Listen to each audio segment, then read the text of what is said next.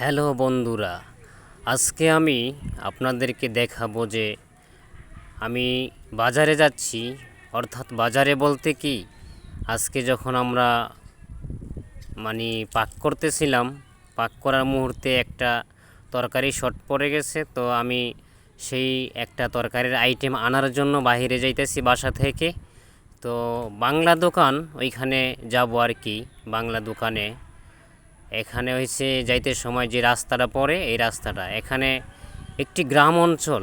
সবজি দোকানে আমি চলে আসলাম। সবজি দোকানে এটা হচ্ছে একটি বাংলা সবজি দোকান। দেখেন, বাংলা তরকারি সবই পাওয়া যায় এখানে।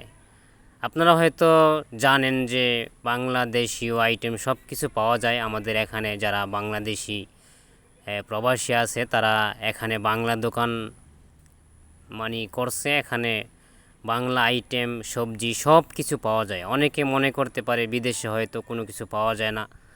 সব কিছু পাওয়া যায়, যেটা আমাদের দেশে পাওয়া না যায় সেটা এখানে পাওয়া যায়। এই যে দেখেন, তারপরে বেগুন দেখেন, হ্যাঁ, সব কিছু এখানে, লাউ দেখেন। তারপরে আমি চলে আসতেছি।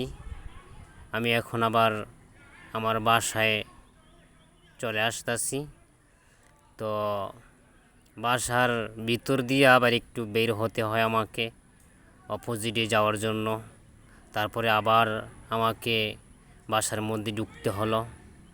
এটা হচ্ছে আমার বাসার যে ফ্রন্ট গেট আছে, ও বাহিরের সাইড অপোজিট। এবং বাসার ভিতরটা দেখেন কি, বাহিরের সিস্টেম যেরকম আর কি, এখানে উন্নত মানের সিস্টেম বলাই